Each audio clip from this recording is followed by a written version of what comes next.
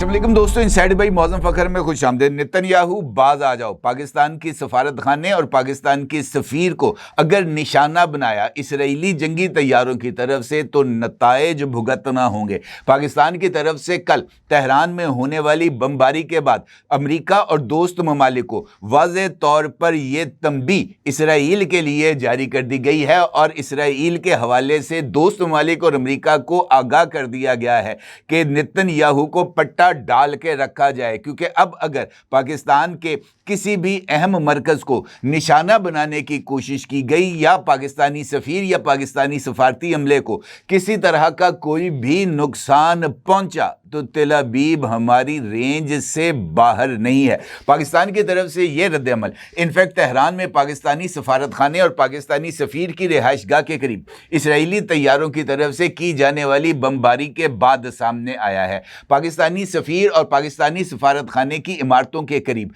Iran की हुकूमत और ईरान के चंद फौजी मराकज़ मौजूद हैं और इसराइली हमलों के दौरान इन्हीं मराकज़ को निशाना बनाया गया। लेकिन चूंकि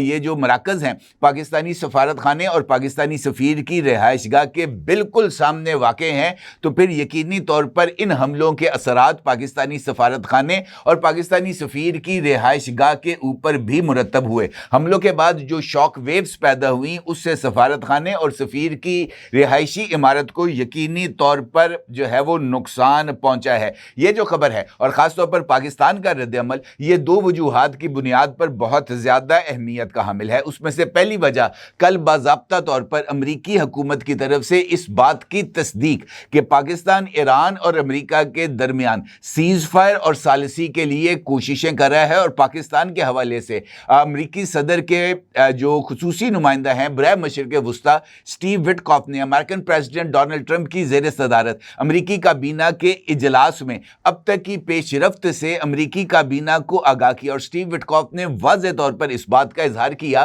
कि ईरान के साथ जो भी पैगामात का तबादला किया जा रहा है वो पाकिस्तान के ज़रिए ही किया जा रहा है और पाकिस्तान अमरीका और ईरान के दरमियान सालिसी की कोशिशों में इस वक्त मरकज़ी किरदार अदा कर रहा है और उन्होंने वाज़ेह तौर पर पाकिस्तान को एक काबिल एतबार सालिस करार दिया। स्टीव विटकॉफ के इन रिमार्क्स के बाद अमेरिकन प्रेसिडेंट डोनाल्ड ट्रंप की तरफ से भी पाकिस्तान के किरदार के ऊपर जो सताइशी कलमात हैं वो अदा किए गए और अमेरिकन प्रेसिडेंट डोनाल्ड ट्रंप ने ये जो अमन मुआहिदा है इसकी जानिब अमली तौर पर पेशरफ्त के लिए ये जो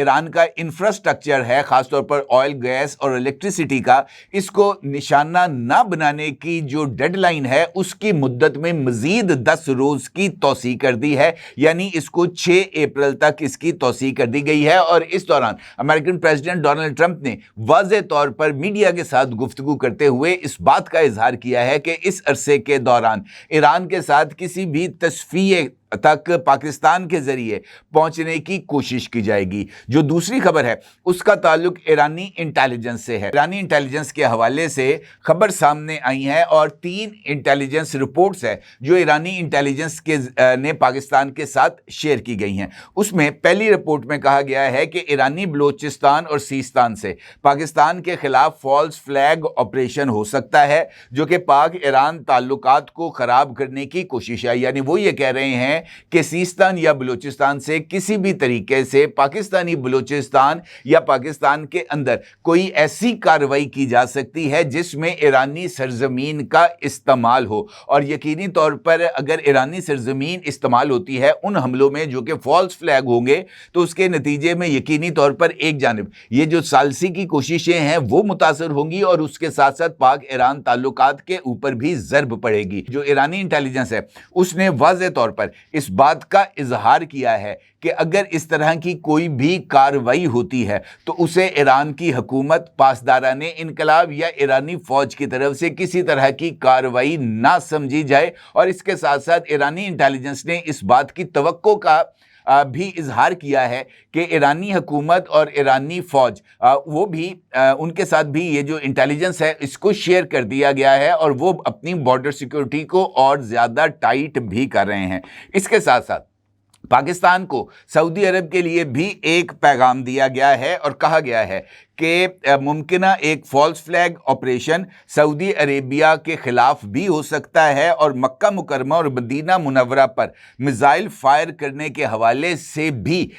जो दुश्मन की किसी तरह की कार्रवाई का इम्कान पाया जाता है। ईरान की तरफ से पाकिस्तान को कहा गया है कि वो सऊदी अरब को इस बात से आगाह कर दे कि अगर खुदा न खास्ता इस तरह की कोई कार्रवाई होती है मक्का मुकरमा या मदीना मुनव्वरा में तो उसे ईरानी हुकूमत की कार्रवाई ना समझा जाए। तीसरी इंटेलिजेंस मुमकिना तौर पर मस्जिद अक्सा पर मिसाइल फायर किए जाने के हवाले से भी की गई है और कहा गया है कि इसराइल की ये ख्वाहिश है कि किसी तरीके से मस्जिद अक्सा को भी निशाना बनाया जाए और इसका जो मलबा है वो ईरानी हुकूमत पर डाला जाए ताकि मुसलमानों के जो जज्बात हैं वो ईरानी हुकूमत के खिलाफ भड़काए जा सकें। अब इस सूरत हाल में ईरानी इंटेलिजेंस की ये जो खबरें हैं और पाकिस्तानी सफारत खाने और सफ़ीर की रिहाइशगाह के करीब होने वाले इसराइली हमले दर हकीकत पाकिस्तान को सालसी की कोशिशों से दूर रखने की कोशिश के सिवा कुछ नहीं। यह अगर हम इन तीनों खबरों को मिलाएं तो जो सूरत हाल सामने आती है वो वाज़ेह तौर पर इस बात की तरफ इशारा कर रही है कि इसराइल बतौर एक स्पॉइलर इस सारी सूरत हाल को ख़राब करने में सरगर्म हो चुका है और वो किसी न किसी तरीके से कोई ऐसा किरदार डेफिनेटली अदा करेगा जिसकी बुनियाद पर पाक अमेरिका, पाक ईरान और पाक सऊदी अरेबिया ताल्लुकात को ज़क पहुँचे। ये जो सूरत हाल है ये किस तरीके से अहमियत की हामिल है, मेरे नज़दीक यही इस वक्त का सबसे इंपॉर्टेंट एस्पेक्ट है और इसके ऊपर बात करना बहुत ही ज़्यादा ज़रूरी है क्योंकि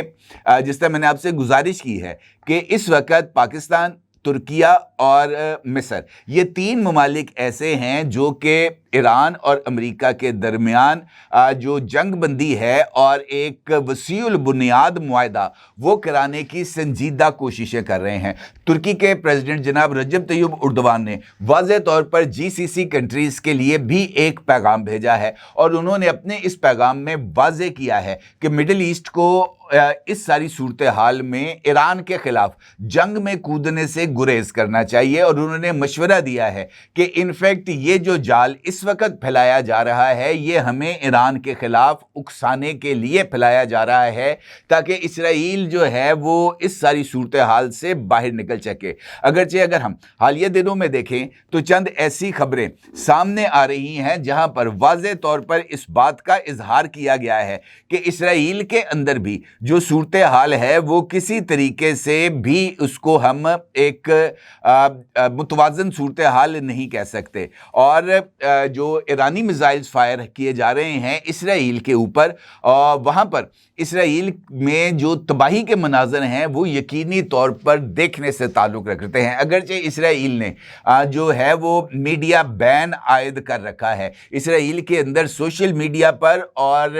इसराइल के नेशनल मीडिया और इंटरनेशनल मीडिया पर इसराइल में ईरानी मिसाइल्स हमलों के नतीजे में होने वाली तबाही को दिखाने पर मुकम्मल पाबंदी आयद कर दी गई है। लेकिन इसके बावजूद भी इसराइल से जो मनाज़र सामने आ रहे हैं वो वाज़ेह करते हैं कि ईरान की मिसाइल पावर ने वाक़अतन इसराइल का जुलूस निकाल के रख दिया है और वहाँ पर जो तबाही फैली है वो अपनी मिसाल आप है और यही वजह है कि इसराइल तबाही के इन मनाज़र को जो है वो छुपाना चाहता है। ईरान एक से ज़ायद मरतबा इस बात का दावा कर चुका है कि उसने अमेरिका और इसराइल से मुतल्लिक स्ट्रेटेजिक मुकामात को निशाना बनाने के लिए तवील और दरमियाने फासले तक मार करने वाले मिसाइल्स, ड्रोन्स और मल्टी वॉरहेड हथियारों का इस्तेमाल किया है। ईरान के पासदाराने इनकलाब के मुताबिक कार्रवाइयाँ दुश्मन के अहम फौजी और स्ट्रेटेजिक आदाफ के खिलाफ की गई हैं। पासदाराने इनकलाब का यह भी कहना है कि गुज़िश्ता 24 घंटों के दौरान इसराइल के ऊपर जो मिसाइल अटैक्स किए गए हैं उसमें इसराइल के शहर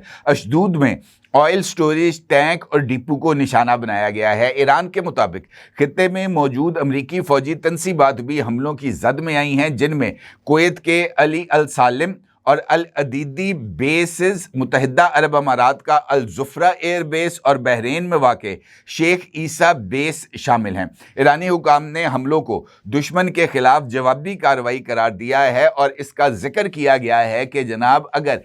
मशरिक़ वुस्ता के मुख्तलिफ ममालिक में अमेरिका के फ़ौजी अड्डे मौजूद रहे तो ईरान जो है इनके खिलाफ कार्रवाइयाँ जारी रखेगा। इसके साथ साथ इस बात का इजहार भी ईरान की तरफ से मुसलसल किया जा रहा है कि ईरान हर तरह की कार्रवाई का जवाब देने के लिए तैयार है। और अभी जो रिसेंट डेवलपमेंट से सामने आई हैं, जिसका जिक्र कल स्टीव विटकॉफ ने किया है और अमेरिकन प्रेसिडेंट डोनाल्ड ट्रंप ने किया है, उसमें वाज़ेह तौर पर इस बात का इजहार किया गया है कि ईरान को अमेरिका की तरफ से 15 पॉइंट्स पर मुश्तमिल एक एजेंडा दिया गया है और अमेरिका की ये ख्वाहिश है कि ईरान इस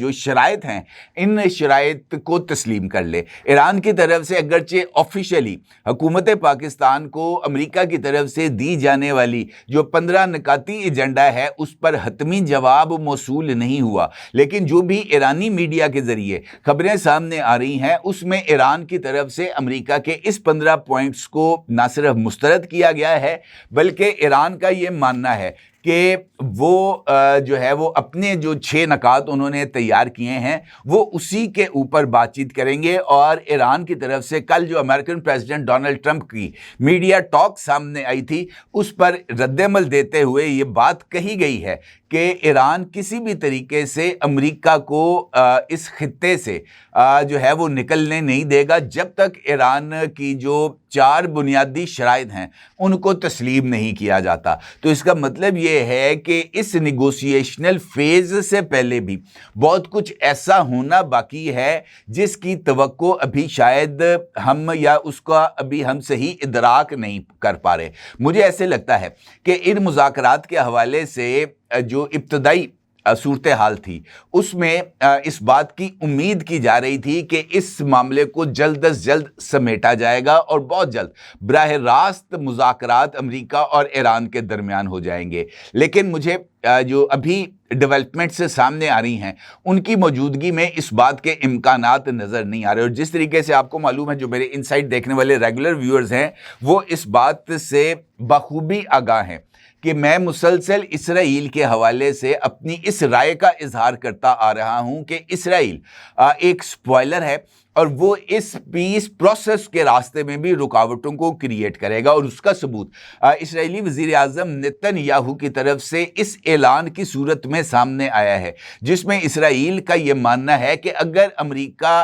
ईरान पर हमले करना बंद भी कर दे तब भी इसराइल अपने मकासद के हसूल तक इसराइल जो है वो ईरान के ऊपर और लेबनान में हिजबुल्लाह के ठिकानों के ऊपर हमले जारी रखेगा। इसका मतलब ये है कि अगर अमेरिका और ईरान के दरमियान जंग बंद हो भी जाती है तब भी इसराइल और ईरान का जो महाज है वो खुला रहेगा, क्योंकि इसराइल का एजेंडा इनफैक्ट महज ईरान के ऊपर हमले करना नहीं बल्कि ईरान के अंदर जो मुकम्मल इंफ्रास्ट्रक्चर है उसकी तबाही है, ताकि दहाइयों तक ईरान इसराइल के आंखों में आंखें डालकर उसको सबक सिखाने की पोजीशन में ना रहे। और यही वजह है कि इसराइल की तरफ से ये जो जनूबी फारस है वहां पर दुनिया की सबसे बड़ी गैस फील्ड के ऊपर अटैक किया गया था और इनफैक्ट उस गैस फील्ड को निशाना बनाने का मकसद इसराइल की तरफ से महज ये था कि ईरान के अंदर जो इस वक्त रेजिस्टेंस की कुव्वत है उसको कमज़ोर किया जाए। कल भी इसराइल की तरफ से बंदर अब्बास की पोर्ट के ऊपर अटैक किया गया है और वहाँ पर जो एक अहम लीडर थे ईरानी नेवी के, उनको शहीद करने का इसराइली दावा सामने आया है। अगरचे अभी तक ईरान ने इस दावे की तस्दीक नहीं की, लेकिन इसराइल और इसराइली वज़ीर दिफा दोनों ने वाज़ेह तौर पर इस बात का इजहार किया है कि उन्होंने ईरानी कमांडर को शहीद कर दिया है और उस मौके पर शहीद किया है जब वो बंदर अब्बास के एक मुकाम के ऊपर जो है वो अहम इजलास की सदारत कर रहे थे अपने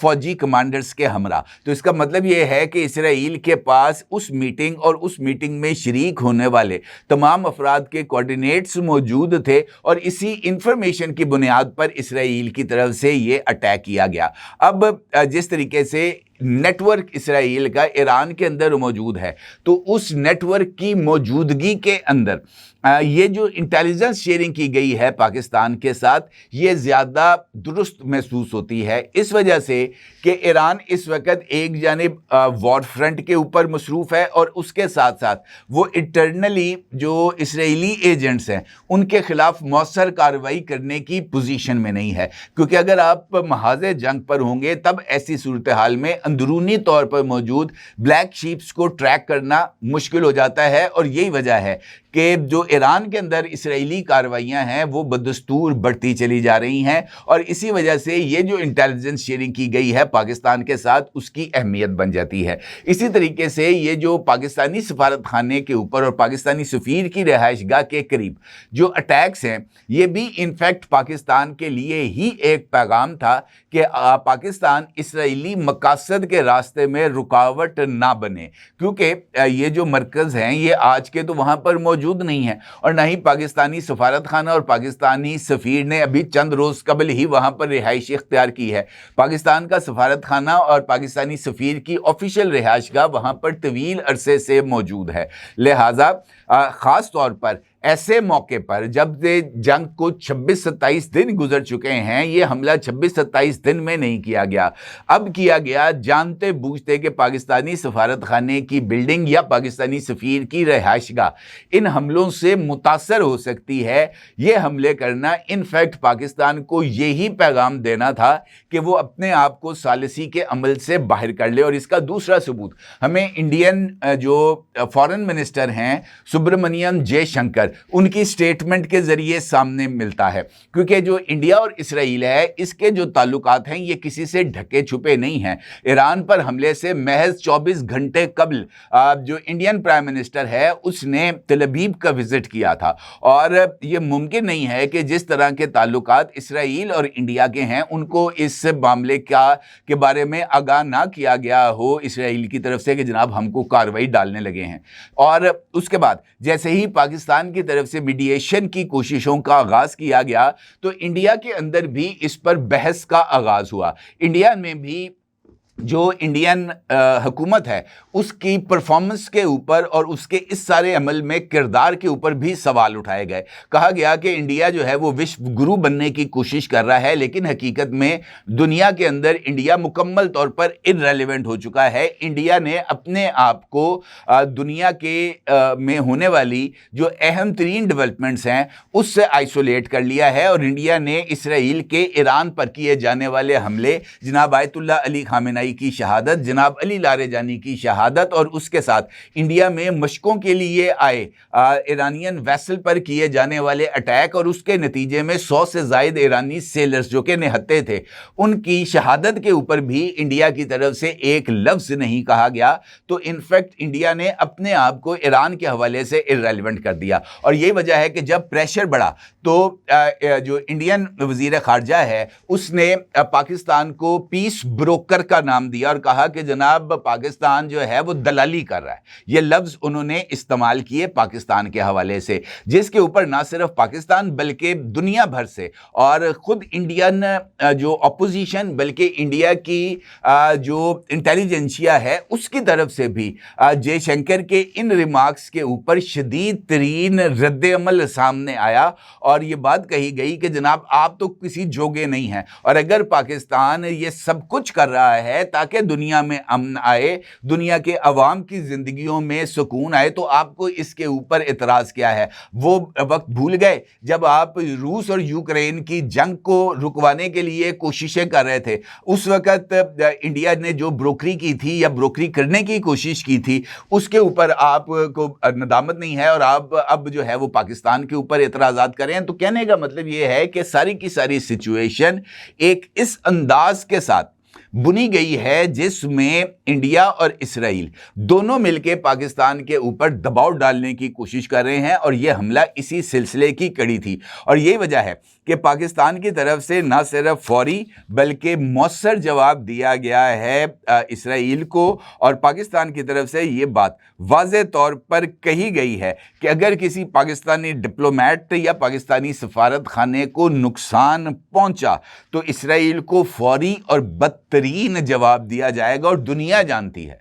कि हाफिज साहब की बात जो है वो पत्थर पर लकीर है। अगर उन्होंने कह दिया कि जवाब दिया जाएगा तो फिर जवाब डेफिनेटली दिया जाएगा। किसी को इसके ऊपर कोई दो राय नहीं होनी चाहिए। और मेरा ये ख्याल है कि ये पैगाम पाकिस्तान की तरफ से जहां जहां पहुंचना चाहिए था वहां वहां पूरी ताकत के साथ पहुंचा दिया गया है। और अब देखना यह है कि इसराइल इस पैगाम की रोशनी में कौन सा अमल करता है, पाकिस्तान को इस जंग में अपने खिलाफ घसीटता है या कुछ इंसानों वाली हरकतें करते हुए मामलात को रिजॉल्व करने की जो पाकिस्तान की कोशिशें हैं उसमें पाकिस्तान के लिए कोई रुकावट क्रिएट नहीं करता। अपनी जगह ज़रूर इजहार कीजिएगा। आपको बहुत शुक्रिया। अल्लाह हाफिज़। 999 कम्युनिकेशन, डिजिटल मीडिया और यूट्यूब चैनल्स की दुनिया में बड़ी कामयाबियां समेटने के बाद अब वेब न्यूज, वेब चैनल और यूट्यूब न्यूज चैनल की तरफ कदम बढ़ा रहा है, जिसके लिए हमें मुल्क भर में रिपोर्टर्स की जरूरत है। ख्वाहिशमंद हजरात व खवातीन नीचे दिए गए नंबर पर राब्ता करें। व्हाट्सएप +92 309 1226 999।